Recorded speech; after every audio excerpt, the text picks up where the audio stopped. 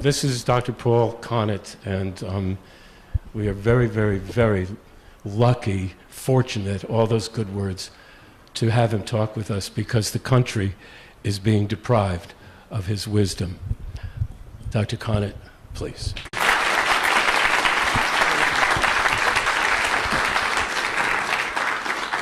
Thank you, John and Kathy, for organizing this, and thank you, Tony and Lisa from the Awareness Party.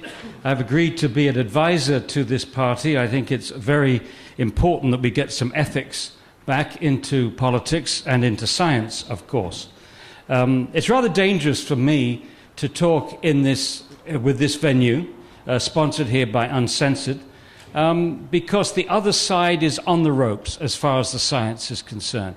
They cannot demonstrate that fluoridation is effective, and they cannot demonstrate that fluoridation is safe. So they're looking for a diversion. They're looking for a distraction, a diversionary tactic.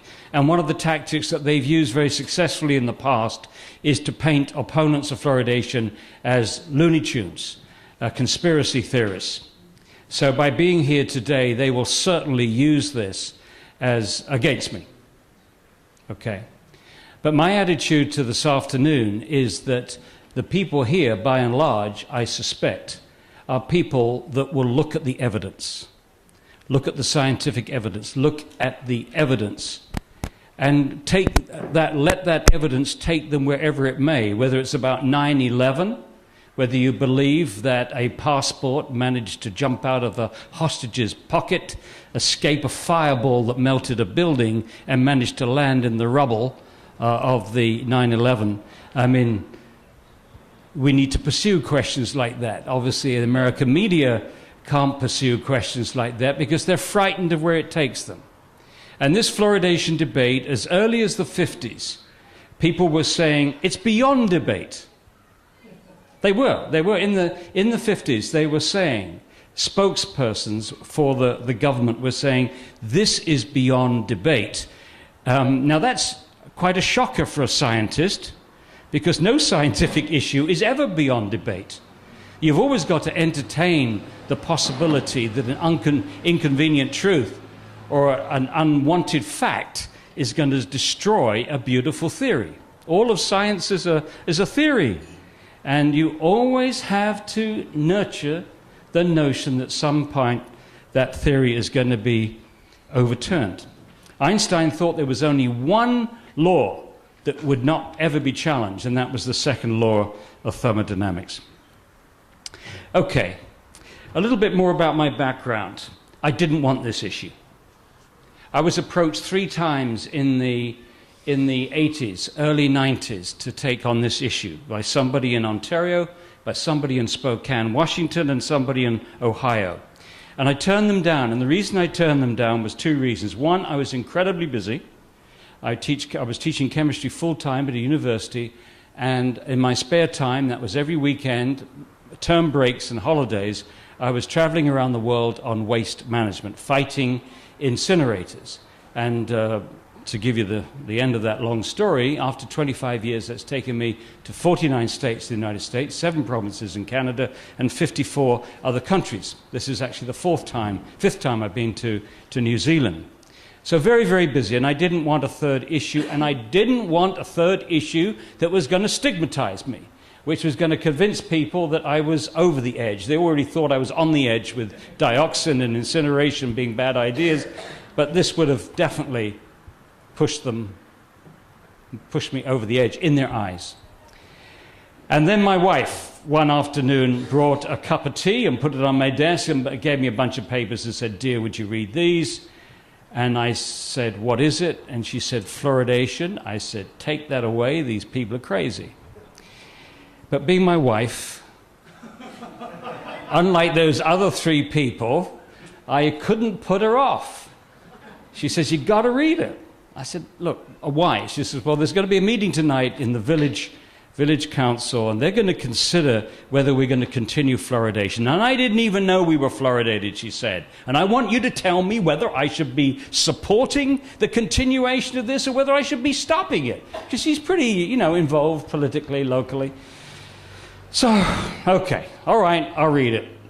Now, when I started reading those papers, the one intention I had in the back of my mind was as quickly as possible to persuade my wife that the people opposed to fluoridation were indeed Looney Tunes and we could get on with our life.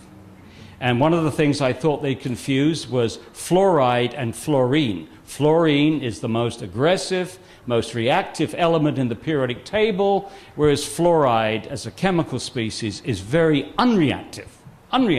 This is like comparing salt with chlorine. You know, that's the difference. Anyway, I read down there, and it's clear they hadn't made that mistake. And it turned out that fluoride is extremely active from a biological point of view, and that the first opponents of fluoridation in the United States were biochemists. Biochemists who would use fluoride to poison the enzymes in their experiments. So they weren't Looney Tunes. And there was another thing that struck me. How incredibly low the level of fluoride was in mother's milk. In fact, very, very low, 0.004 parts per million. And what that means, if you're living in a community where the water is fluoridated at 1 part per million, a bottle-fed baby is getting 250 times the level of a breastfed baby. 25,000% higher than a breastfed baby. Now think for a moment what baby's milk is. It's what Mother Nature has developed over millions of years of evolution to be the best meal for a mammal and for a human. And you, as a specialist in biochemistry, that's my main chemical background is biochemistry, you're incredibly impressed with nature's chemistry. It's incredible. For us to pull off the chemistry that goes on at room temperature and at atmospheric pressure every microsecond, maintaining all of 10,000 chemical reactions in a human body at the same temperature, we can tell that someone's sick if they just deviate by half a degree from a certain temperature. This incredibly complicated, exquisite chemistry operating with enormous, subtle feedback loop mechanisms and so on, we would need a chemical complex the size of New Zealand to duplicate that chemistry.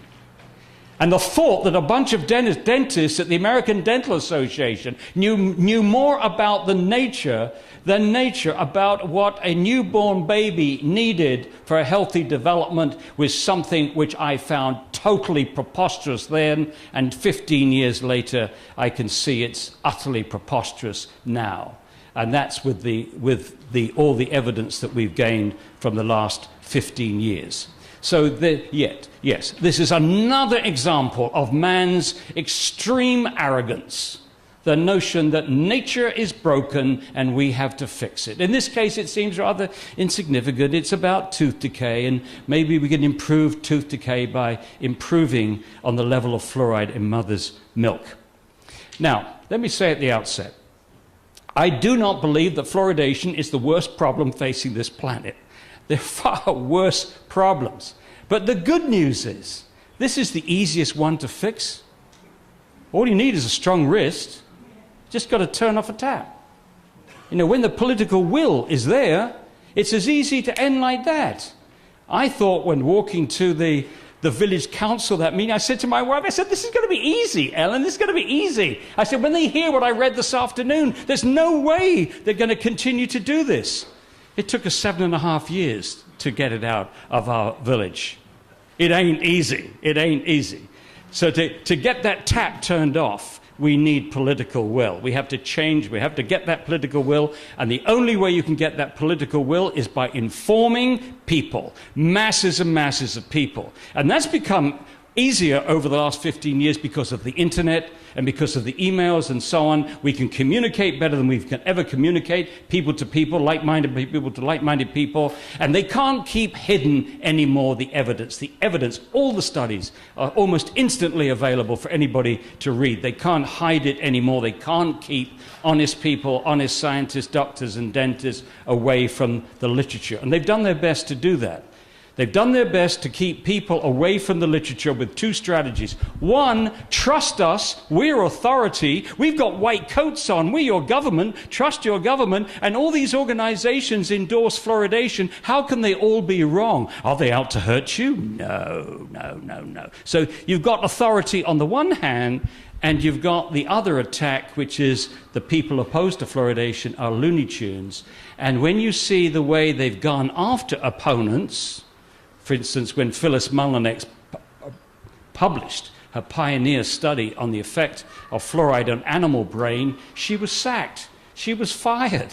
She was told that her work was no longer relevant to dentistry. So when people see what happens to opponents of fluoridation, it has a freezing effect. Most people don't like being ridiculed. They don't like being ridiculed in public. I did not look forward to being ridiculed in public, and it made me slow to react. Anyway, here we are, 15 years later, and I've just written a book on this. You talk about the 50 reasons, you should read that, but it's slightly dated. But this book is not. This was published in October. There's 80 pages of references here. 80 pages. And I said to my wife when I published this last October, I said, Ellen, it feels I've been constipated for 14 years and they've just let me have a crap. She said, don't say that. For goodness sake, don't say that. They'll think the book is a load of... No. Anyway, I've said it. That's the... I know, for me... This is 15 years of my life, and I'm so pleased I was still alive. I was so pleased I'm still alive to see that published, and if I was to go tomorrow, at least this part of my life is on track.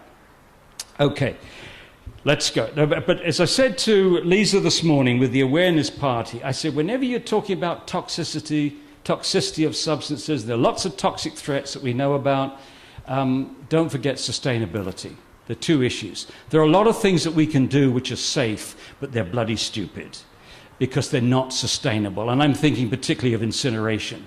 There are all these engineers in Germany and Switzerland, Sweden, and other places who are trying to devise the perfect incinerator. And when they've done that, they will have won the Booby Prize. They will have successfully managed to destroy resources that we should be sharing with the future. So my other issue is the issue of zero waste for sustainability, and I hope, Lisa, that I can share some ideas on zero waste with you as well. That's the other part of my life. Now to fluoride. It'll be on the website. Okay, so this afternoon, as will this PowerPoint be. This PowerPoint will be on Lisa's website. So this afternoon, fluoridation is a poor medical practice. It's unethical. The evidence of any benefit is very weak. This was the big surprise for me because I assumed that the issue was going to revolve around safety, and I was expecting the evidence that it actually worked to reduce tooth decay would be strong. But incredibly, it's not strong at all. It's extremely weak. Next, there's no adequate margin of safety to protect the brain from harm and other known health effects. And let's stress that at the beginning. There's no argument whatsoever that fluoride causes harm. It's damaged millions of people's lives in India, China, parts of Africa and Mexico, where there are high natural levels of fluoride in the water. People's lives have been ruined. It damages their bones, it damages their brains, their endocrine system, and so on. That's not an argument. That's not the argument. The argument is there a sufficient gap between the doses which have caused harm in India, China, parts of Africa, and Mexico, and the doses that we're likely to get in a fluoridated community, and is that gap sufficient to protect everyone? Not just the average person, but everyone, including the very young, the very old, the people with poor kidney function, and so on and so on. And I will show to you emphatically that there is no adequate margin of safety. Next, why does the New Zealand Ministry of Health continue to push fluoridation? The $64,000 question. And lastly, the next steps. And the next steps, of course, is where you come in. I mean, this is useless. If you go away this afternoon and say, I heard this good talk by this guy from America, something Paul somebody, and he was very convincing. that fluoridation is a bad idea, but you can't remember any of the arguments. It's useless. So hopefully, if this is any good at all, it will be to arm you, to give you the ammunition so that you can win these arguments. You can win these arguments with your friends, you can win these arguments in public meetings, and so on. And of course, as I said, this PowerPoint will be available to you, as will the book. So it's a poor medical practice. In the 1930s, there was a short experiment where they added iodine to the drinking water to fight goiter and other aspects of poor thyroid function. Didn't work because some people were getting too much iodine and they got overactive thyroid glands, so they stopped that. Then they added fluoride to the water starting in 1945, and since then they haven't used the public water supply to deliver any other medicine. None. And why is that? Because it's a clumsy tool to deliver medicine. Yes, you can get your engineers to control the fluoride concentration at the waterworks, but you don't control the dose, which is what hurts you. It's not concentration, it's dose. The dose depends upon how many liters of water that you drink. It's concentration times volume. It's milligrams per liter times number of liters. Now, I was in Australia a few weeks ago, and miners in Western Australia are drinking 10 to 12 liters of water a day. They're going to be wrecking their bones with that. In 30 years from now, these guys are going to be limping all over the place. So it's the dose you can't control. And ask any pharmacist, is there any drug in your store that you can give to anybody and tell them you don't have to worry about the dose, take as much as you want? No. He'd look at you as if you were stupid. Of course not. The second question is, it goes to everybody. When you put it in the water, it's going to go to the very young, it's going to go to babies that are bottle fed, it's going to go to people that are sick, people that have poor nutrition, it's going to go to everybody. Ask the pharmacist, is there any drug that you can give to anybody? No. Not at all. Is there any drug that you can put out there, that the prescription drug that you don't have a doctor overseeing for side effects? No. Is there any drug out there that that are prescribed that you don't have a health agency carefully monitoring the whole population for side effects? No. There have been practically no health studies in fluoridated countries. Maybe a couple in New Zealand. None. They're just not looking. It's not a nutrient. Some proponents still talk about fluoride being a nutrient. There's not one single biochemical process in the body that needs fluoride. To demonstrate that something is an essential nutrient, you have to starve the animal of this substance, and if it's a nutrient, they develop a disease. You know, if you starve the old British sailors of vitamin C, they developed scurvy. That's why we called them limeys, remember? Limeys because they took the limes for vitamin C. But the way they found scurvy was they found that there was this nutrient that we weren't getting. They've never demonstrated that any animal has got a deficiency for fluoride, yeah?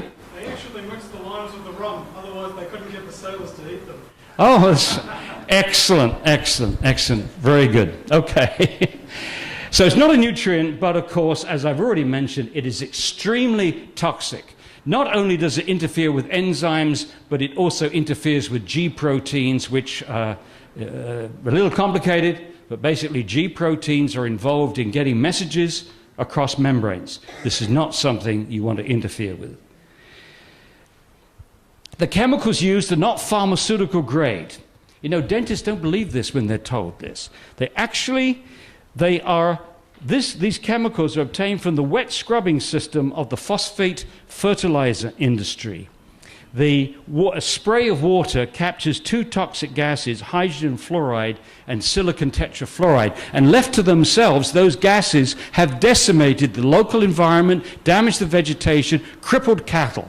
And after about 100 years, you know, we're slow learners, they decided they had to capture those gases, and a spray of water did the trick. The spray of water converts that stuff into hexafluorosilicic acid. Now here we get to something which is, there are many places where Monty Python could have written the script. And I'm happy to tell you, if you think I'm a bit crazy, then blame it on John Cleese, because I was at college with John Cleese and played soccer with him, and that will sometimes show during this talk.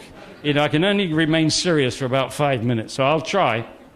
Anyway, this hazardous waste, this classification is it's hazardous waste, can't be dumped into the sea by international law. It can't be dumped locally because it's too concentrated. Get this. But if someone buys it from them, it's a product. And once it's a product, then it's no longer has the cradle-to-grave tracking regulations for hazardous waste.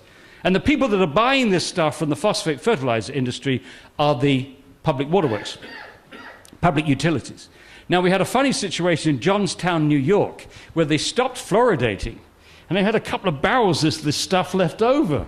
And they sent this memo around, which is hilarious. It said, "We have to find another community to use this stuff up within 2 months. Otherwise, it reverts to the hazardous waste classification, and it's going to cost us an arm and a leg to get rid of."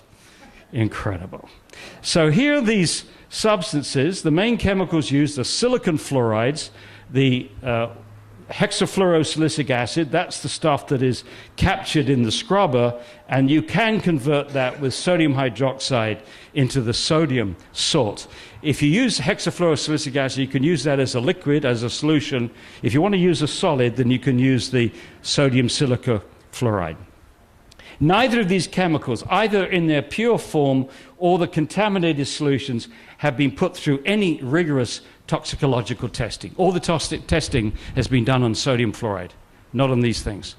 And in fact, when they make this stuff, you've got a whole bunch of other nasty stuff in there as well. You've got arsenic, you've got cadmium, you've got lead, you've got mercury, all kinds of toxic metals in that stuff.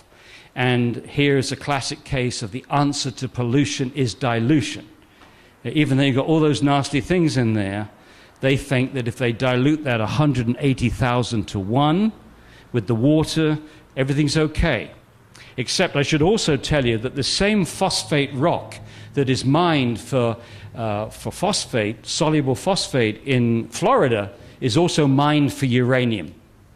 And so there are also trace levels of radioactive isotopes in this stuff. Mind you, with the current situation in Japan, we might not make any difference. Now, the proponents claim that all they're doing is merely adjusting the levels of a naturally occurring element.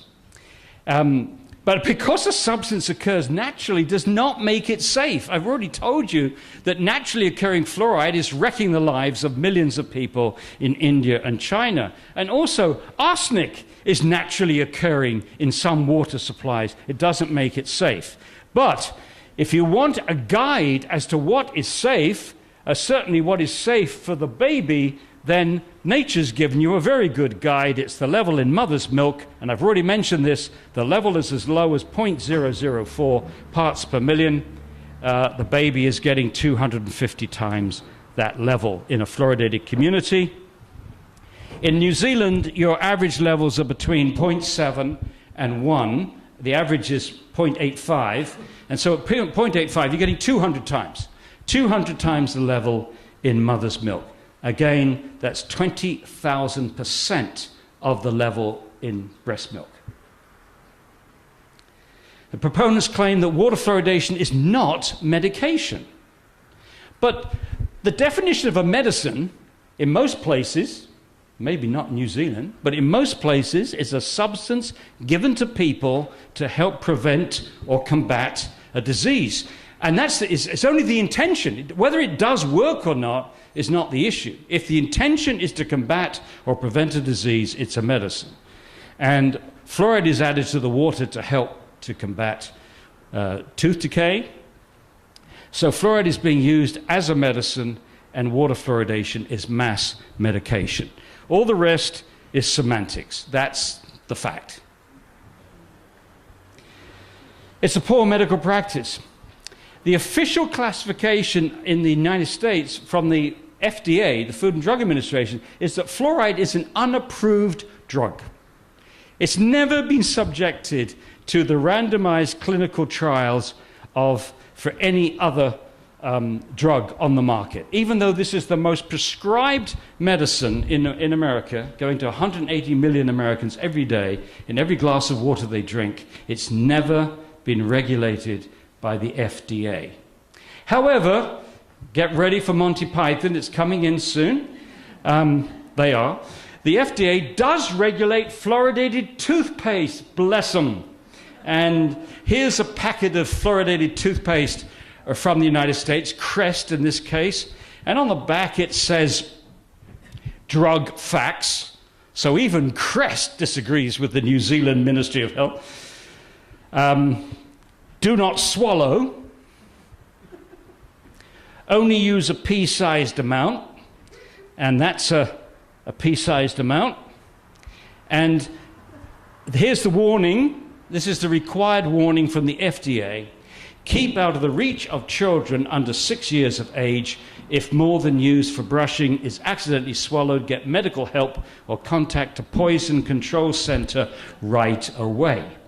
Well, I'm sure you're all wondering what a pea-sized amount of fluoride, how much pea-sized amount of toothpaste at 1,000 parts per million, how much fluoride is that? Answer, it's 1/4 of a milligram, which is the equivalent of 250, 1/4 liter of water at 1 part per million. So we're talking about one large glass of water. This is 250 milliliters right here. Now, Monty Python. Well, I think, John, we should put the same warning in the kitchen. Right then. Over the tap, do not swallow. Keep out of the reach of children under 6 years of age. If you should accidentally swallow a glass of water, contact a poison control center immediately. Now, I can't help feeling that the FDA scientists there were so pissed off that they've never been able to regulate water fluoridation, that when they did this, they thought, this will end water fluoridation. When people join the dots, they will realize how ridiculous water fluoridation is. But if that was their plan, they failed, because people can live with this discordance. They can live with the discordance here that says don't drink more than a glass of water, equivalent, and drinking umpteen glasses of water. Okay, it's not ethical. No government has the right to force medication on its people, especially to fight a non-contagious, non-life-threatening disease. I think some people, but not all people, but some people would possibly entertain the notion that if there was some terrible, catastrophic, contagious disease, the government might step in and force everybody to have a jab of something, okay? You know, you'd have to override individual concerns here. But some people wouldn't even accept that, but many people would. But for a non-contagious, non-life-threatening disease, to force it on people? No, this is lunacy. It's unacceptable. It deprives the individuals of their right to informed consent to medication. Oh, this is just a philosophical difference, they say. It's a little philosophical difference. It just so happens that this little philosophical difference emerged from the Nuremberg Convention, where people were so disgusted with the human experiments by the Nazis during World War II, they said, never again. They said, you must not make human beings into experiments. You can't experiment on human beings without their informed consent. And this is the largest medical experiment that's ever been conducted on planet Earth by our governments. And we have not given our consent to this.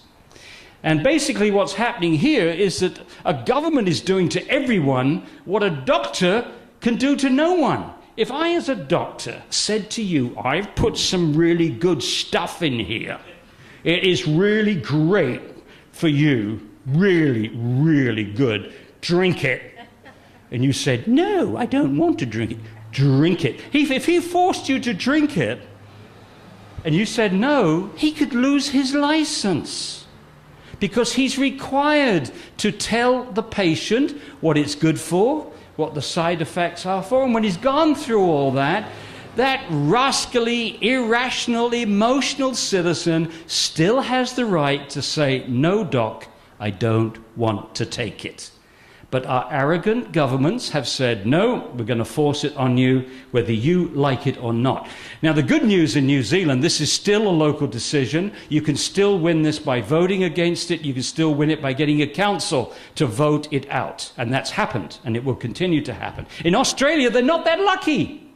I've been into communities in Australia where they've had 800, 900 people to a meeting like this, where we've had 23 local professional people in the doctors and dentists saying we don't want it, and the Department of Health in Victoria has said you are going to have it whether you want it or not. I had the dubious pleasure of an interview with the Chief Dental Health Officer of Victoria a few years ago. And before I went there, John, I sent him a copy of the 50 Reasons. And when I got to the meeting and we started off, I said, have you had a chance to read the 50 Reasons? He said, yes, we have, but it hasn't changed our opinion about water fluoridation. I said, fine. I said, would you be prepared to put into writing, with all the scientific documentation, your response to these 50 reasons? And he looked at me straight in the face. He said, neither I nor my staff have any intention of doing that. And meanwhile, they're paying a fortune to a public relations outfit to prepare a brochure, very flashy brochure, answers to frequently asked questions about fluoridation. So clearly, they can answer their own questions, but they can't answer my questions or other questions from opponents. The second question I asked him was, Dr. Hall, if fluoride is so good for children, why is the level of fluoride so low in mother's milk? And he said, well, Mother Nature has dealt some children a raw deal. Now think about it. Who are those children that nature has dealt a raw deal?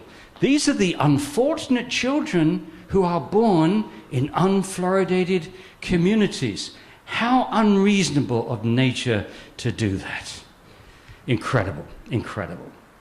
Okay, the evidence is very weak that it works. Only 8 countries in the world have more than 50% of their population drinking fluoridated water. Australia, Colombia, Ireland, Israel, Malaysia, New Zealand, Singapore, and the United States. You see, most of them are English-speaking. Most of them are heavily influenced by America, or were heavily influenced by America or England or both. Japan doesn't fluoridate its water. China doesn't fluoridate its water. India, China, Japan, and most of Europe. 98% of Europe doesn't fluoridate its water. The vast majority of countries do not fluoridate. The vast majority of the world's population does not drink fluoridated water. In fact, nearly half of the people drinking fluoridated water live in North America. Now you understand a lot. Some of these European countries started but stopped. The Netherlands started and stopped. Switzerland started and stopped.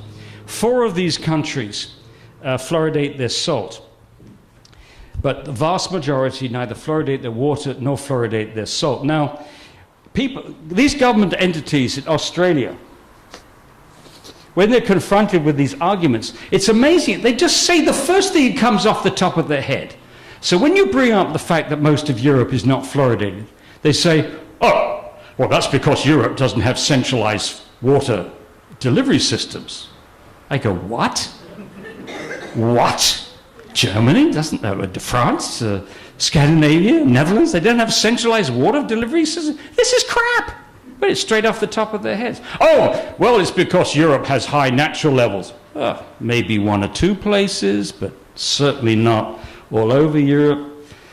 And of course, they all fluoridate their salt. No, they don't. Only 4 fluoridate their salt. So it does disturb me that these civil servants are so ready to spin. You know, you accept the politicians are going to spin the moment they open their mouths. But you shouldn't expect that from civil servants, right? I thought that civil servants were meant to give the decision makers objective information. That's what they're paid for. Yes. Okay. Most countries don't fluoridate their water, but according to World Health Organization data, their children's teeth are just as good as those that do. This is World Health Organization data. We've plotted it, but it's their data for 12-year-olds, tooth decay, from the 1960s to the present. And you see that tooth decay is coming down as fast in all these countries as the fluoridated countries. So there's 4 fluoridated countries here. The yellow, orange, and brown, and the other countries are the non-fluoridated ones. And if you look down here, you see the tooth decay in all these countries for 12-year-olds. It's a wash. You can't tell the difference whether that kid's grown up in a fluoridated community or a non-fluoridated community. Okay? That's the big stuff. Okay. Comparing US communities. This is the largest survey ever done in the United States. It cost the taxpayers about $4 million. They looked at the teeth of 39,000 children in 84 communities. And this is what they found. For children who'd always lived their lives in a non-fluoridated community, it's about 8,000 kids, they had 3.4 decayed, missing, and filled surfaces. Now, in a child's mouth, when all the teeth have come out, there's 128 surfaces. There's 5 surfaces on a chewing tooth and 4 surfaces on a cutting tooth. They treat them like little cubes, okay? So 3.4 decayed, missing, and filled surfaces is less than 1 tooth, right? Now over here, this is the average for 5 to 17-year-olds. Over here, it's 2.8 decayed, missing, and filled surfaces for children who'd lived all their lives in a fluoridated community, another 8,000 kids. Well, you can do a little bit of arithmetic, and you see there's a saving here of 0.6 of 1 tooth surface. Now, excuse me, Monty Python, are you listening to this? Monty, we are forcing this practice on about 400 million people worldwide. We're forcing it. We're depriving of them of their informed right to consent in order to force upon them a saving of, at best, 0.6 of a tooth surface.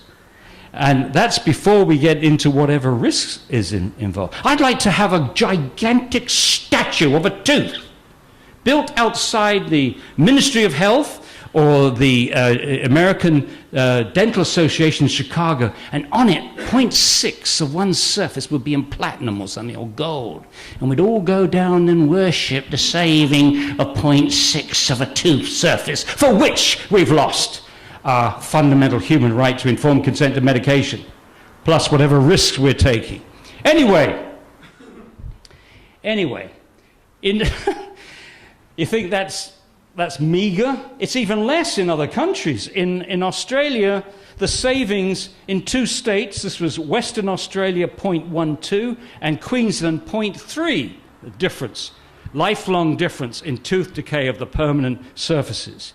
And this other study done in South Australia in 2004, no statistical difference in the permanent teeth, in tooth decay in the permanent teeth, between kids who drank fluoridated water all their lives or kids who drank tank water. The important thing to note about all these studies that I'm citing, and I'll try to remember if one does not fit in, but none of these studies are coming from anti-fluoridation scientists. These are all studies from pro-fluoridation dentists, okay? This is their stuff. So they can't quibble with it because it's their information. Armfield and Spencers are adamantly promoters of fluoridation from Adelaide University, Colgate sponsored. What about New Zealand?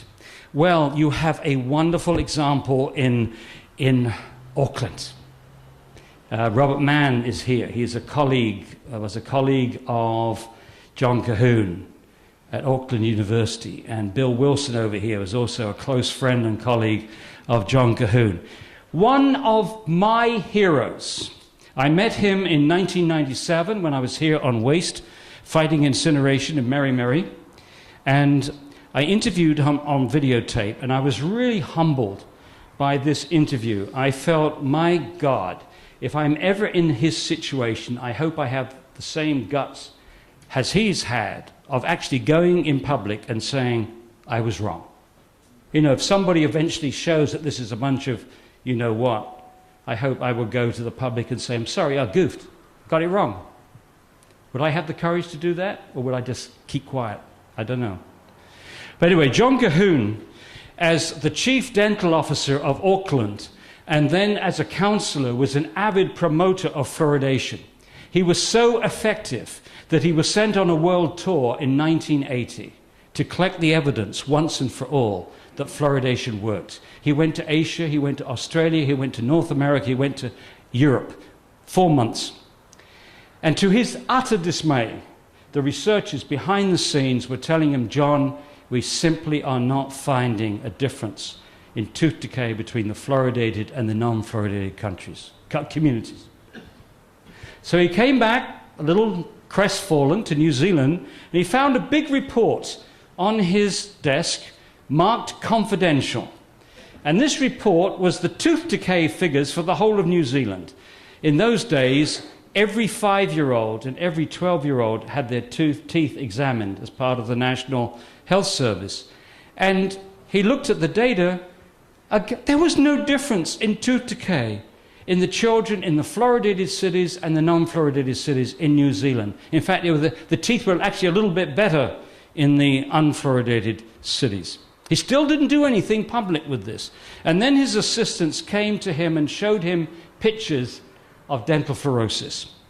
And at that point, he decided to act. He took the kids in front of the TV cameras and went to the public and said, I was wrong. He apologized and spent the rest of his life trying to stop fluoridation in New Zealand and beyond. A really courageous man. He had the kind of integrity. If everybody had his integrity, can you imagine what this world would be like if our government officials had that kind of integrity? Unfortunately, they don't. And what he discovered is the same thing that Robert Oppenheimer's discovered. You have a very inflated notion of your power and your abilities when you are saying what the establishment wants. And when the establishment wanted an atomic bomb, Oppenheimer was a king. He was a god. But when he tried to, after the bombs were exploded and he saw the damage he'd done, and he tried to reverse, he tried to stop them developing the hydrogen bomb and so on, he was just tossed over like a rolled up plastic bag. He was no longer of any relevance to the establishment. He was saying the wrong things, and he had no power. No power.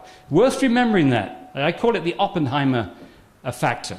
I found this myself when I was talking to groups around the world fighting incinerators. Oh yes, everything I was saying about dioxin. Oh yes, oh what a brilliant man. Oh, I wish I had you as a chemistry professor at college. And then when I've gone back to those same groups and tried to interest them in fluoride, oh, what a crazy guy. You're a pathetic little twerp. Fancy getting involved with fluoridation. What an idiot. Yeah. So you realize you get a very inflated notion. If you're telling people what, like now here, you want to hear that fluoridation is bad for you, right? So I'm the king for a day. Wait for the next one. Anyway, one of the things that John Cahoon did, after a while, he took a PhD, and I think, Robert, you were one of his advisors, yes, for his PhD. And one of the things that he found was that the Hastings-Napier trial for fluoridation, which was started in the late 50s, was a fraud. Was a fraud. The very study that was used to promote fluoridation all over New Zealand was a fraud. And it was a fraud for these reasons. One, they dropped the control city of Napier after a year because they were finding the tooth decay was better in the control city than in the fluoridated city. So they got rid of the control quickly. And then at the end, when they described the drop in tooth decay, they didn't tell people that they changed their way of classifying tooth decay. It was far less stringent at the end than at the beginning. So the so-called 60% drop in tooth decay was a reflection of an artifact of how they were measuring tooth decay at the end compared at the beginning. But they never made it clear in their reports that they changed that methodology. So that was fraud. That was fraud. But here's an interesting letter that was sent out in 1962 by the director of the Division of Dental Health. I take it this is Ministry of Health. I'll read it. You probably can't read this. This is in the middle of this experiment now. No one is more conscious than I am of the need for proof of the value of fluoridation in terms of reduced treatment. It is something which has been concerning us for a long time.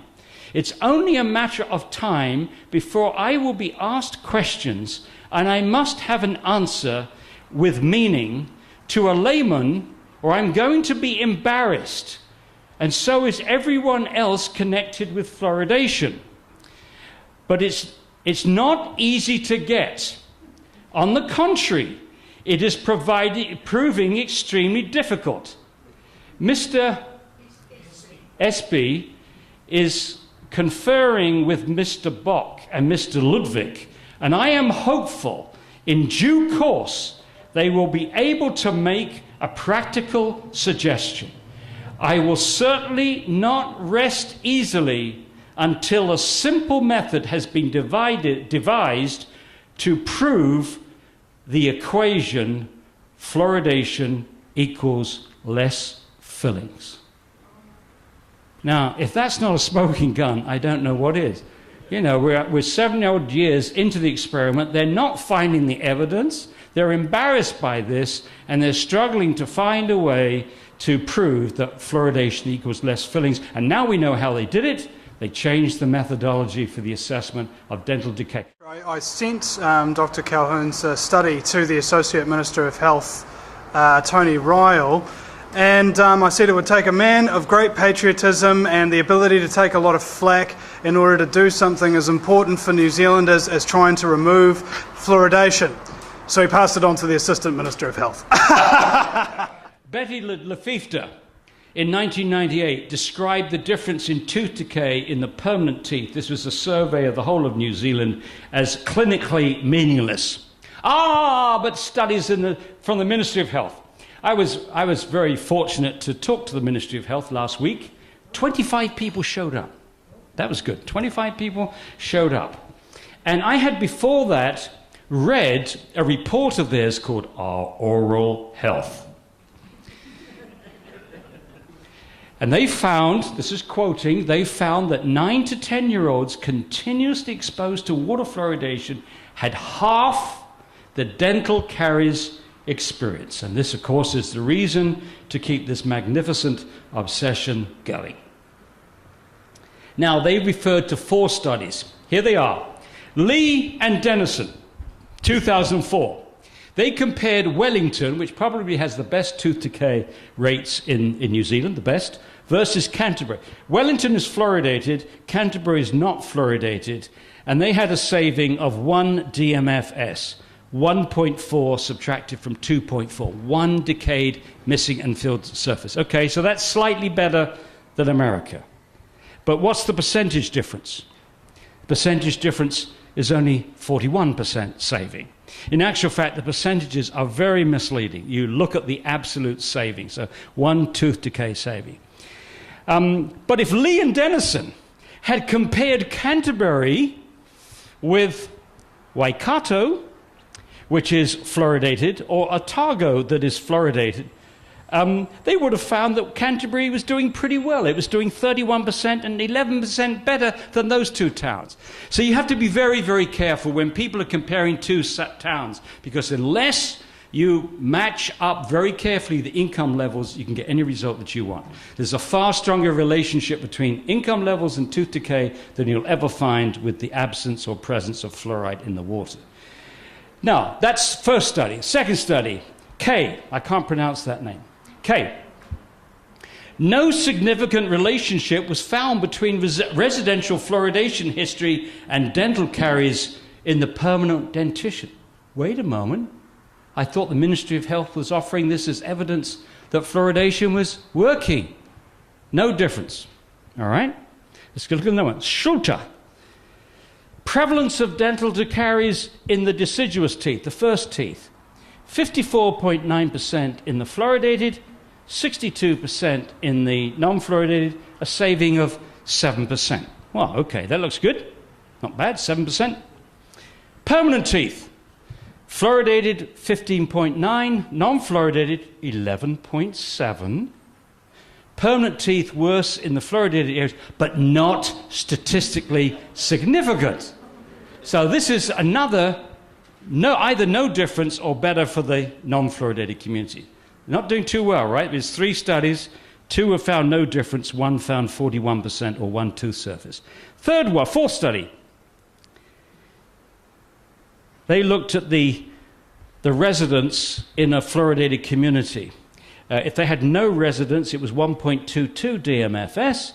Continuous residents, 0.7. The saving is 0.5 of a tooth surface, or 43%.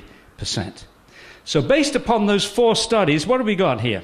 As far as saving permanent teeth, 0, 0, 0.53 and 1 permanent tooth surface out of about 1,000 permanent tooth surfaces in a child's mouth.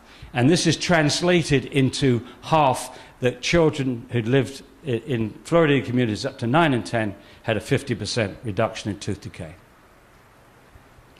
Now, are these people that incompetent or that devious? Because I don't think the average person really knows what they're being told here. When they hear something like half the tooth decay, they're thinking of half a mouth of less tooth decay. They're not thinking of half a tooth surface. No. This is deception. Let's carry on. Now, to add insult to injury, there's some evidence that fluoride delays the eruption of the permanent teeth. And a one-year delay would eliminate all the benefits that we've seen up to now. Let me give an example. Oh, I should say this. According to the York Review, that they're very interested in citing, no study up to 2000 controlled for the number of erupted teeth per child. So no study actually controlled for the possibility that fluoride delayed the eruption of teeth. Now I hope you can understand this. If there's fewer teeth in the mouth at the same age, say you're looking at 8-year-olds, if there's fewer teeth, then there's going to be less tooth decay because there's less surfaces to decay. So that difference then is an artifact. So you've got to look at that. But none of the studies up to 2000 and none of the studies I've cited yet from America, Australia or New Zealand have actually allowed for this delayed eruption of the teeth. Now if you do, this is going back to the American study, the big one, the $4 million study, the 0.6. If you allow for a 1-year delay, there is no difference in tooth decay between the fluoridated and non-fluoridated communities. Just a 1-year delay. Now, there's a little bit of evidence here. It's not complete. Apparently, according to this paper published in 2009, the dental age of children in Australia was found to be lower than the children in the UK by 0.82 of a year. In other words, you've got the chronological age of the children, and if you look at the number of teeth that are, where the teeth are at, the stages of development, the Australian children are 0.82 years behind the UK children. Now, they didn't offer an explanation of this, but one possibility is the fact that Australia is over 60% fluoridated and England is only 10% fluoridated. It's suggestive, it's not conclusive, it's suggestive. But here is something much more direct. Komarek, in a European study, did control for delayed eruption of the teeth, and he found no difference in tooth decay between fluoridated and non-fluoridated communities. And another recent and important study, this is another American-funded study, they measured tooth decay as a function of how much fluoride the children were swallowing, not whether the kids lived in a fluoridated or non-fluoridated community where you're up against the vagaries of how much water they're drinking, whether they're drinking bottled water or whatnot. They actually estimated for each child how much fluoride they were ingesting per day. And they found no relation between tooth decay and the amount of fluoride ingested. So how do you explain this? We've either got very weak or we have non-existent evidence that fluoridation is doing anything for permanent teeth, the teeth that we have all our lives. Well, the answer came in 1999 when the Center for Disease Control, which is the big promoter of fluoridation in the United States, announced that the major benefits of fluoride are topical. Works on the outside of the teeth, not systemic. Oh my God! That was the point when fluoridation should have stopped right then. Because if fluoridation works on the outside of the tooth, fluoridated toothpaste is right there, it's available. 96% of the sales of toothpaste in New Zealand, I believe, is fluoridated. So people are out there, they're getting this topical treatment. You treat it out, put it on the teeth and spit it out. This solves both the health problem and the ethical problem. Because with fluoridated toothpaste, you're not forcing it on people that don't want it. And secondly, you're not exposing every tissue in the body to a known toxic substance if you spit it out. Even better, if you just use toothpaste but without fluoride in it, it's better. But that's another story. We can talk about xylitol and other things later. But basically what they're saying is we got the mechanism wrong for 50 years. For 50 years, pediatricians were giving fluoride tablets to pregnant women and drops to children and tablets to kids in non-fluoridated communities. The idea was that the fluoride would build up in the enamel of the teeth before they erupted, and then when they came into the mouth, they would be more resistant to acid attack. That was the theory. And then they said, whoops, no, sorry. Not enough fluoride accumulates in the enamel during development to protect the teeth when they erupt. This is Arvid Carlsson, great person. He led the fight against fluoridation in Sweden in the 1970s and got the Nobel Prize for Medicine in 2000. He's a neuropharmacologist. He says, in pharmacology, if the effect is local, i.e. topical, it's awkward to use it in any other way than as a local treatment. I mean, this is obvious. You have the teeth there. They're available for you. Why drink the stuff? Well, of course, he's only a Nobel Prize winner. And so we should get John Cleese onto this, okay? John Cleese says, well, you know, you people in New Zealand, you're so frightened of the sunshine, aren't you? You put all this stuff over your face and you run around looking like Eskimos when you're playing cricket, right? We don't have to do that. You can just take that stuff and squirt it in your mouth. That suntan lotion. You squirt it in your mouth. You take it down, drink it up. Now, if someone suggested that to you, you'd say, wait a moment, this suntan lotion, isn't that meant to protect the skin from the sunlight? Yes, it is. Well, how do you know if I swallow it that it's going to go through all through my body and come out and protect the skin? And by the way, is it toxic? I mean, these are two questions you would ask John Cleese and he suggests to you this solution, right? But our Ministry of Health doesn't ask sensible questions like that. Okay, we've got to part 4. There's no adequate margin of safety to protect everyone from known harmful effects. Now, I must tell you about this report because it's been largely ignored by New Zealand and Australia and all the other fluoridating countries, even though it's 507 pages, 1,100 references, and the most comprehensive and thorough investigation of fluoride's toxicity in water that's ever been undertaken. And the other piece of important news is it was undertaken by an independent, truly balanced panel. On this panel, they had 3 people that were opposed to fluoridation, 3 people that were very avidly for fluoridation, and 6 that had not taken a position. They thought it would take 1 year to review the literature. It took them 3.5 years. I was the only scientist that was invited to present my arguments in person for 45 minutes, just after the Center of Disease Control, which was a wonderful experience, because the CDC guy was the most boring public speaker that you've ever witnessed in your life. I mean, he was speaking, he was droning on, and his drone didn't even match the slides. He was out of sequence. And I looked and I was delighted because I saw the panel members before I'm going, they're all reading my stuff before I'm speaking. And they're not listening to him at all. They're reading all right, never mind. Never mind. It was a walkover, but never mind.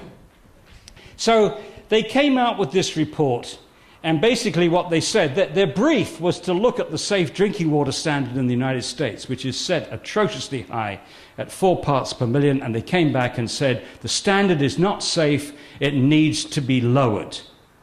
The very same day that this report is released, the American Dental Association says this is not relevant to water fluoridation. And 6 days later, Tweedledum caught up with Tweedledee and said, the CDC said, this is not relevant to water fluoridation. This report is consistent with our promotion of fluoridation at 1 part per million. Now, first of all, it shows these people have no understanding of toxicology because they're assuming because they were talking about 4 parts per million, this wasn't relevant to 1 part per million. You can't do it by comparing concentrations. You've got to compare doses, right? Somebody drinking over 4 liters of water at 1 part per million would get more fluoride than somebody drinking 1 liter at 4 parts per million. So you can't do it on the basis of saying the concentrations we use are less than 4 parts per million. But that's what they did. That's what they did. Pathetic. And then the National Health and Medical Research Council in 2007 in Australia did exactly the same thing. They said they were doing a thorough, systematic review of the literature and dismissed this in 1 sentence. It wasn't relevant to Australia. You're getting a whiff, a rather nasty stench of the politics that influences with this thing. Anyway, that report went through all the harmful effects of fluoride. And can I stress again, fluoride, not necessarily fluoridation, right? Remember that margin of safety we've got to discuss. So what they found is that fluoridation causes dental fluorosis. We knew that. Fluoride causes brain damage. It lowers thyroid function, accumulates in the human pineal gland, it causes bone damage, possibly osteosarcoma. Yes, we may even be killing a few young men. But what's the lives of a few young men if you're saving 0.6 of a tooth surface? Some people are very sensitive to low levels of fluoride, which is exactly what you would expect. Exactly what you would expect. If you were subject a whole population to a toxic substance, you expect a normal distribution of response. You expect a few people at one tail to be amazingly resistant to that toxic substance. You'd expect most people to have an average response, and you'd expect a few people at this tail to be very sensitive to fluoride. So when you hear about 1% being sensitive to fluoride, that's exactly what you would expect. Especially when they report the same symptoms that other people get at much higher doses. Okay, dental fluorosis. The early promoters of fluoridation thought they could limit dental fluorosis, I'll show you pictures in a moment, to 10% of the population in its very mild form. This is what it looks like. This is very mild. These are white, opaque patches up to 25% of the tooth surface. And that's at one range, and the other range is little opaque patches on the cusp of the teeth, usually on the corner of the teeth. You look around to your friends in Auckland and see how many people got these little white opaque patches on the edges there. That's very mild dental fluorosis. Now, mild dental fluorosis is up to 50% of the tooth surface. And moderate, notice the word, moderate, affects 100% of the tooth surface with indentations and almost immediate discoloring. All of them can get discolored with time, but the moderate comes in and it's pretty discolored from the beginning. And in November of last year, the Center of Disease Control dropped a bombshell on the United States when they told us that 41% of American children between 12 and 15 have dental fluorosis, and it's gone up by 9% since '87. So 28.5% have very mild, 8.6% have mild, and 3.6% either have moderate or severe. And they also pointed out that there was more dental fluorosis in black children, Afro-American and Hispanic children, than white children in the same communities. And it looks as if that, for whatever reasons, people with a dark skin are more sensitive to fluorides, certainly for dental fluorosis and maybe for toxicity in general. And here are some of the reasons for this. One is if you have dark skin, you produce less vitamin D, I'm told. Also, Afro-Americans are more likely to be lactose intolerant, so they're not getting calcium, which to a certain extent offsets fluoride's toxicity. And also, if the communities of color are in low-income areas, that's also where you'd expect to find lower diets, poorer diets. And poorer diets, less protein, less magnesium, less calcium, less vitamins, would also make you more vulnerable for fluoride's toxic effects. In New Zealand, the dental fluorosis rates are about 30%. Now, the key question to ask is when the fluoride is damaging the growing tooth cells by some biochemical mechanism, what's it doing to the other tissues in the body? And I'm concerned about the baby's brain being exposed to 250 times more than mother's milk. This is what Arvid Carlson said. He wondered what would happen if an increase of exposure through bottle-fed babies would have on the brain. He said that in 1978. Since then, here's the National Research Council. It is apparent that fluorides have the ability to interfere with the functions of the brain. There have now been over 100 animal experiments showing that fluoride damages the brain. When the NRC looked at this, there were 5 studies which showed a lowering of IQ, and now there's 24. There's 24. One was published just a few weeks ago. These studies mainly come from China, from Iran, India, and Mexico, that fairly moderate exposure to fluoride lowers IQ. This study from China is very important to me. I actually went to China at Zhang's invitation. I looked at the 2 villages where he did this study. For eyeballing it, the only difference appeared to be the level of fluoride in the water. They actually controlled for lead and iodine, which could interfere with IQ. And he found a drop of 5 to 10 IQ points across the whole age range. In fact, found a shift. The whole IQ curve was shifted over. This is for males. The black line is the low fluoride.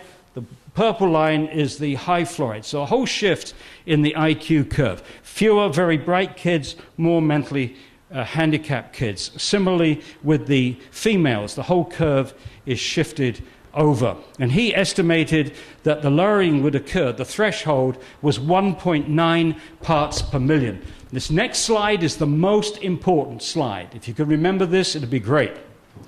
I'm now going to show you what I mean by margin of safety analysis. There is no adequate margin of safety to protect all of New Zealand's children from this effect. Zhang found that the threshold was 1.9 parts per million. But don't forget, this was a small study group of a homogeneous, I mean, they're all Chinese, they all have similar everything in these villages except fluoride. Now you've got to extrapolate to protect all the children in New Zealand, different ethnic groups, different nutritional status, different everything, all over New Zealand, completely different. And what we normally do in a situation where you found a harmful effect in a small study group, and you're extrapolating to protect, to find a level that protects everyone, you divide by 10. That's called the intra-species variation. You're saying we expect some children to be 10 times more sensitive than others to any toxic effect. So, the first thing we have to do is to convert this concentration to a dose. So, I'm going to assume that these children were drinking just 1 liter of water a day.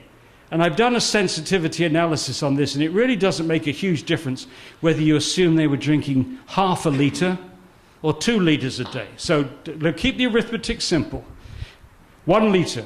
So those kids were getting 1.9 milligrams per day of fluoride and lowered their IQ. That would mean, to protect the intelligence of all the children in a large population, they could only drink 0.9 milligrams per day. 0.19 milligrams per day. That's 1.9 milligrams divided by 10. So to protect all kids, not the average kid, but all kids, It's less than a glass of water. Less than a glass of water. And that's why fluoridation should be ended tomorrow. You may be lowering the IQ of your population, not by a huge amount, but even a little amount may not be of great significance for one individual, but it's that shift in the whole population which is the issue. You know, when we had lead in gasoline in the United States, we think we shifted the IQ down for all our kids by 5 IQ points. The average went from 100 to 95, not a big deal. But if you did that in the whole population, you would halve the number of geniuses in your society and double the number of mentally handicapped. That's why it's serious when you see a whole shift like this. Anyway, the first thing that they would do is to try to destroy Zhang's methodology. That's typical.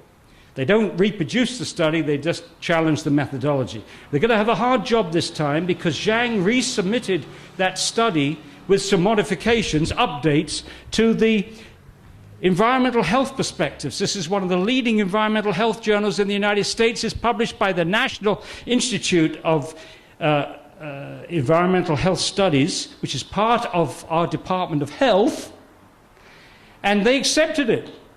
And they peer-reviewed it and accepted it for publication.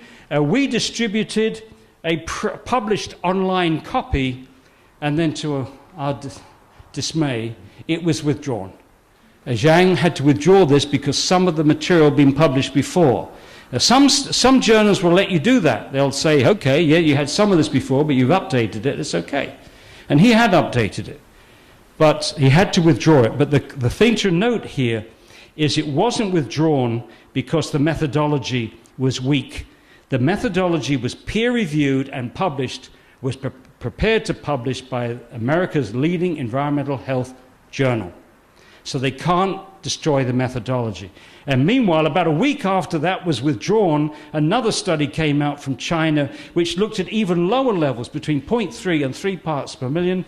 Conclusions: overall, our study suggests that low levels of fluoride exposure in drinking water had negative effects on children's intelligence, and they found a relationship between the fluoride levels in the urine, which is closer to individual exposure.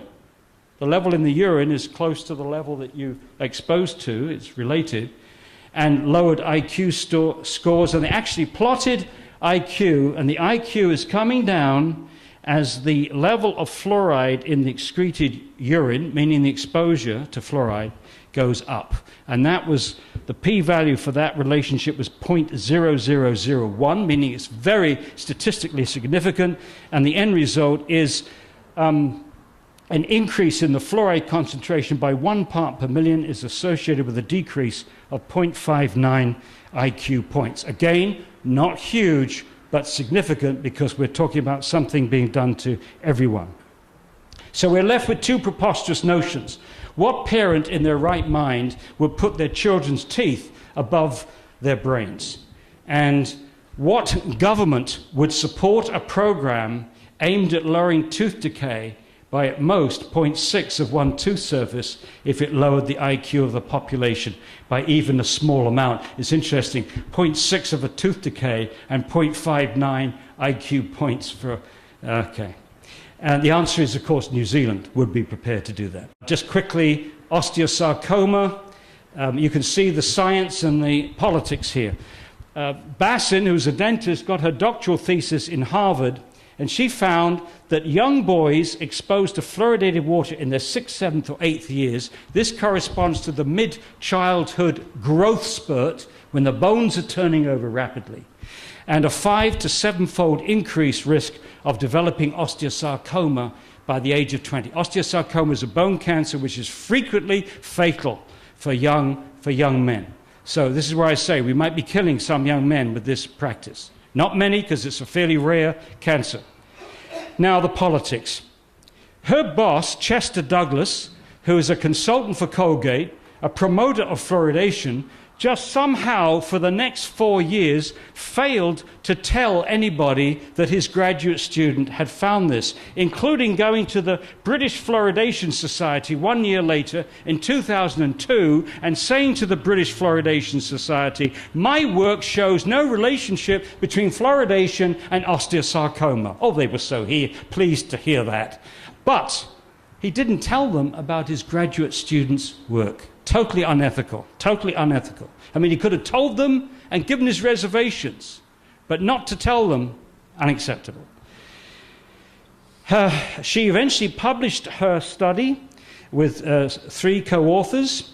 In the same issue of the journal, up pops Douglas again and puts in a letter discounting her findings. He says, my larger study will not show the same results as Bassin. And promoters of fluoridation have been using this promise of a study, which is unpeer-reviewed and unpublished, to knock out a well-conducted study which found that effect. And that includes the new National Health and Medical Research Council in Australia. And Douglas promised his study for the summer of 2006, and we are still waiting for Chester Goddo Douglas to produce this study. That's the politics of the thing. Thyroid function, several lines of information indicate that fluoride exposure has an effect on thyroid function, and if fluoride lowers thyroid function, it would explain the delayed eruption of teeth, the lowered IQ in children, and also the fact that we have a huge increase in hypothyroidism in the United States. The pineal gland. Jennifer Luke showed in England that fluoride accumulates in the human pineal gland, which makes an important hormone called melatonin, which is like a biological clock. It deals with the onset of puberty, jet lag, sleep patterns, and aging.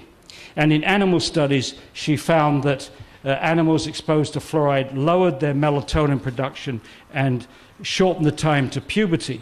When she looked around in the literature, she found only one study that dealt with anything to do with puberty and fluoride, and it was the second trial in the United States, from 45 to 55, Newburgh, Kingston. And she found that the young girls in the fluoridated community were menstruating on average 5 months earlier than the non-fluoridated community, which they didn't think was significant at the time. And that same study found a significant difference in cortical bone defects in the fluoridated kids, twice as many.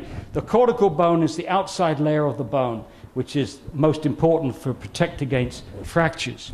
Again, not felt to be important, but this study in Mexico showed that for children, as the severity of dental fluorosis goes up, meaning the exposure to fluoride before the permanent teeth come out, the incidence of bone fractures increased in a fairly linear fashion for both children and adults. Again, the promoters just content themselves with criticizing the methodology. There's been no attempt to reproduce this study in fluoridated communities. Similarly with arthritis, we know that the first symptoms of fluoride is damage to the bone in India and China, just like arthritis, pains in the joints, stiffness of joints, and so on.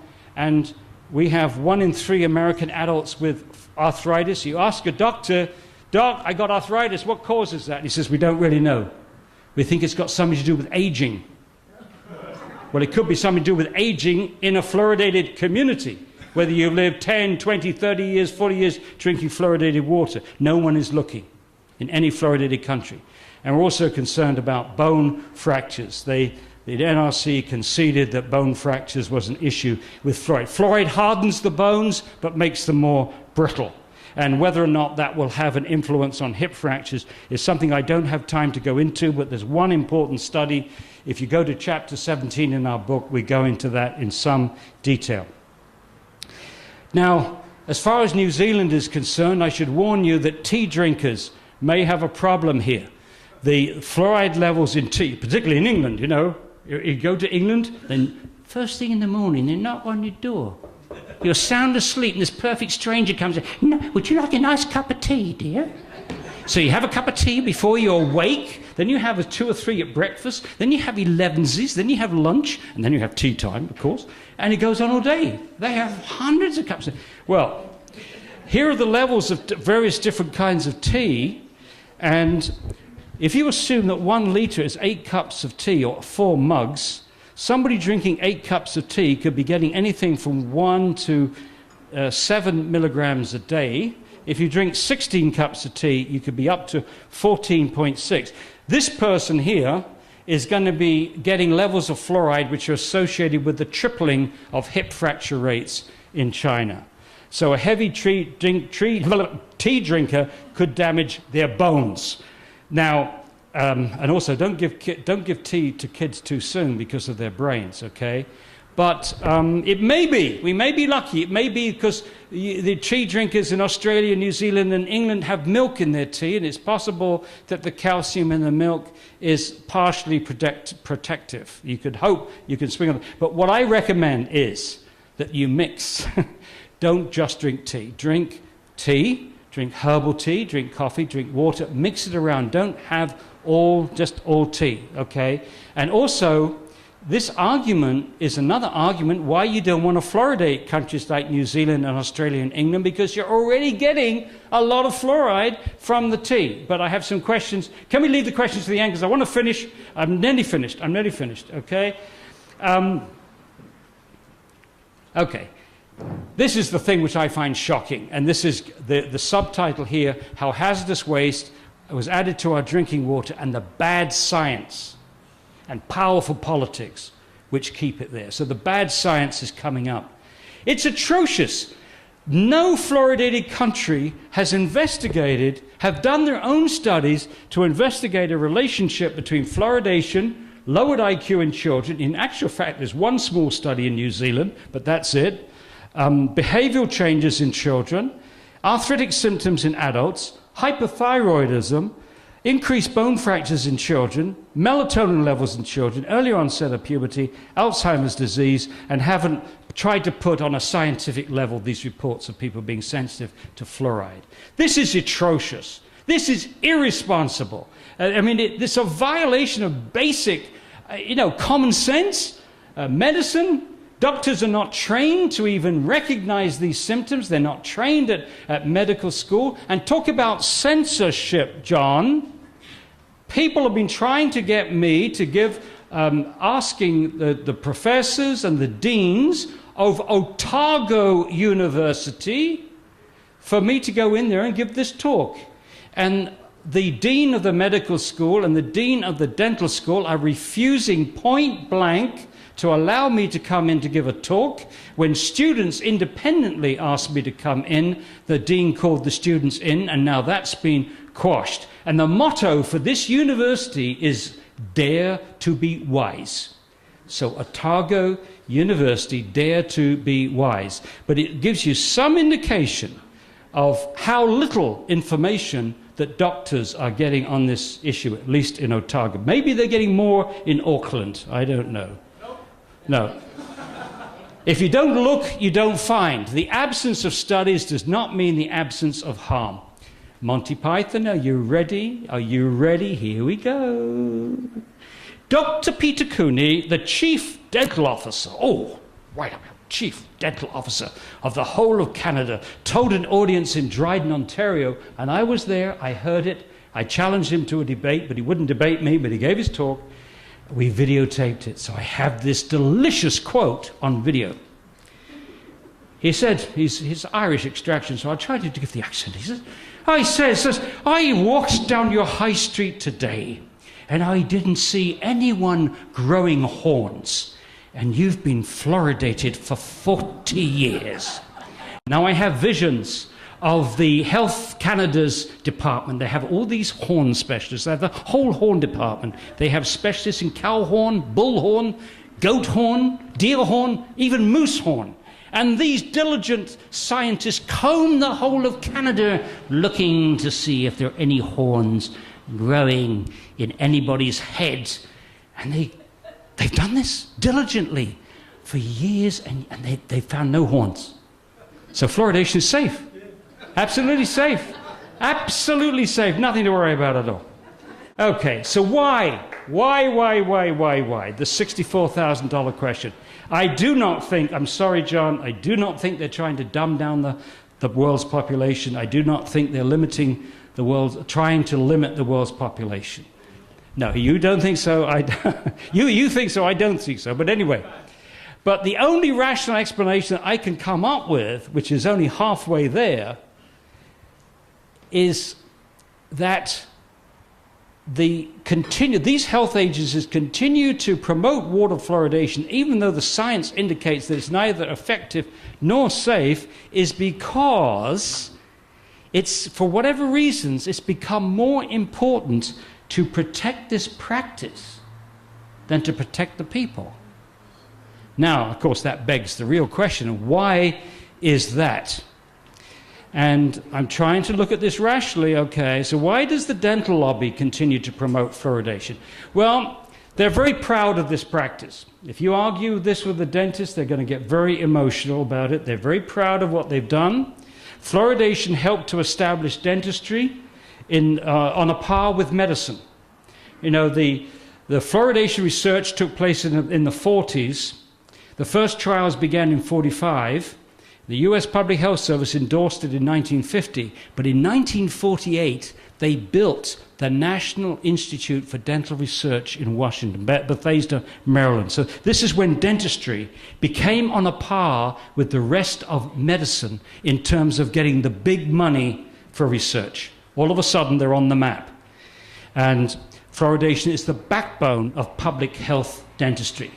So don't think they're going to take this lightly. They built their reputations, their identity around fluoridation. Dr. Hardy Lineback in Canada confirms that dentists today are getting more money treating dental fluorosis than they are treating dental decay. So they haven't lost money with this. And they've certainly made their careers and reputations. Actually, I'm less interested in why the dentists keep doing this as to why the health bureaucracies continue to promote fluoridation. And before we can answer that, we've got to think of these bureaucracies at three levels: at the bottom, in the middle, and at the top, or the top of the chain of command. When you think of the Ministry of Health, you've got the Ministry of Health in Wellington, right? And they are feeding their policies to district health boards, which in turn are feeding them to local health boards, and eventually, right at the bottom, you have the doctors. Now, as far as the bottom is concerned, you've got thousands of doctors and dentists who believe in fluoridation. I believe in fluoridation is the best thing in the world that's ever been made, because that was all I was taught in dental school or medical school. That's all my professors taught me, was that this was a holy experience, this fluoride, God's gift to teeth. Anyway, but the trouble is, you see, that now that they've left dental school and medical school, they don't have time to read the literature. The three authors of this book, we're all retired chemistry, physics, and biology professors. So we had all the time in the world to study the literature. They don't have that time. And I don't hold that against them.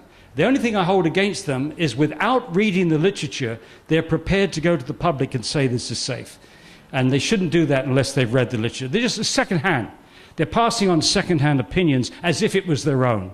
So they put that white coat on and say, I'm your doctor, I tell you it's safe. Okay, in the middle of the chain of command, what do we know about that? Bureaucrats are trained to promote, not to question policy. And if you're a bureaucrat and you're seen to challenge policy, you bye-bye, yeah. You don't make much progress in that. You're seen as a troublemaker, as, you know, awkward. That Smith is awkward. Keep your mouth shut, Smith. Okay, so that's the middle of the bureaucracy. So we're left with the top of the bureaucracy. At the top of the chain of command of these health agencies, their major concern is credibility. Credibility. And this is my equation. This is my equation. Lose fluoridation, lose credibility.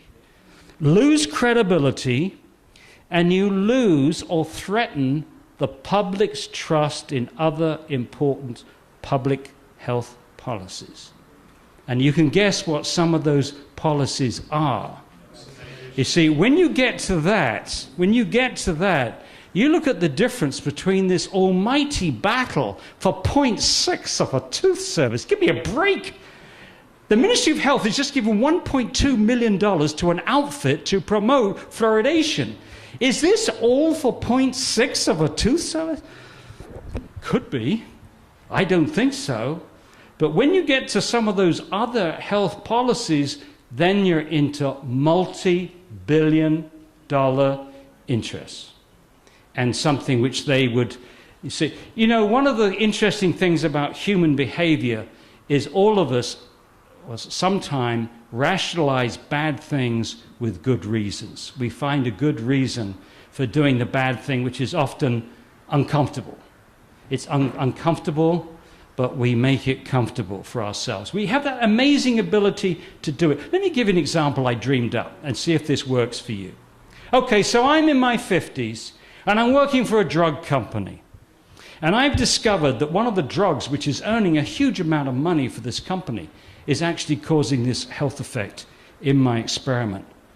Now, I take this to my boss, and my boss says, don't you dare let that out. This will cost the company billions, and you know, you're out if you do that.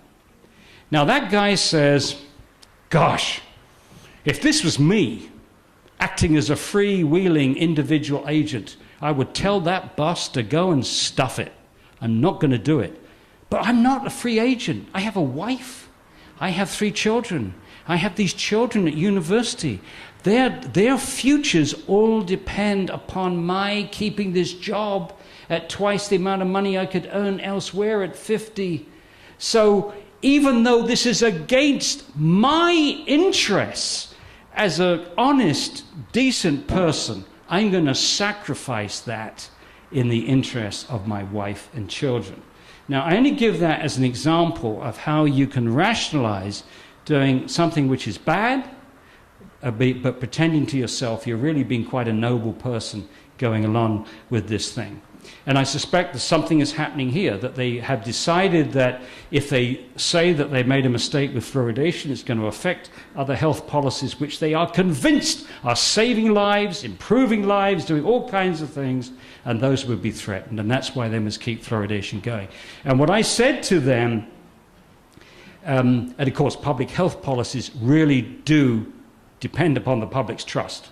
The public's got to trust. My response: I argued to the Ministry of Health last week that coming clean and stopping their support for fluoridation and switching to, say, the promotion of topical treatments and better education for diet, John Cahoon's PhD thesis makes that point, that education is more important than fluoridation.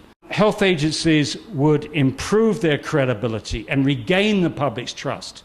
So in other words, by keeping fluoridation going, when more and more people realize that this is crackpot, the science is not there to support it, is only going to undermine more and more the public's trust in them, and it's going to make it far worse than them. So bite the bullet, come clean, and you know from individual cases where people have the courage to do that, they don't lose. Ultimately, they win because people respect them more for admitting they've made a mistake.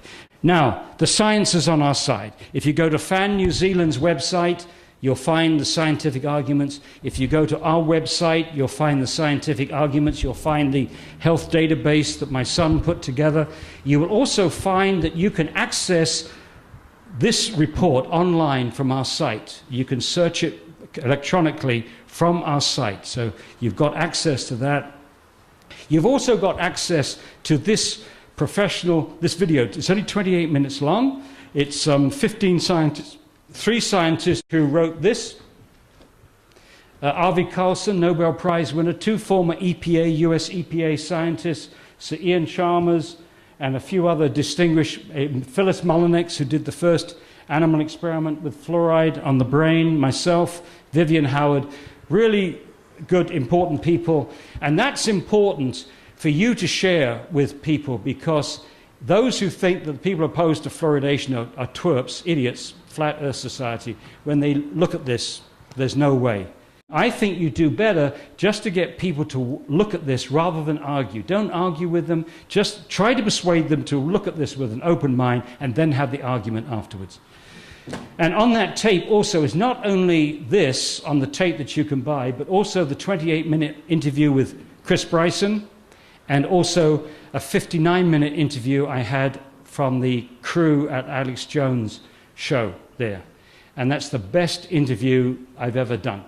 That's 58 minutes of it. So you've got a lot of ammunition there. You have more ammunition today, and of course our book. So with this, you can really, we wrote this so that citizens would no longer be put down by the white coats. Because you say to the white coat who tries to pull rank on you, I'm a doctor, I'm a professional, and you're only a citizen. You say, fine, have you read the book? Oh, you haven't? Oh, well, when you've read the book, then maybe we can have this discussion further. So this levels the playing field for you, at least until they've read it. Then you might be in trouble. But anyway, you can try. Thank you.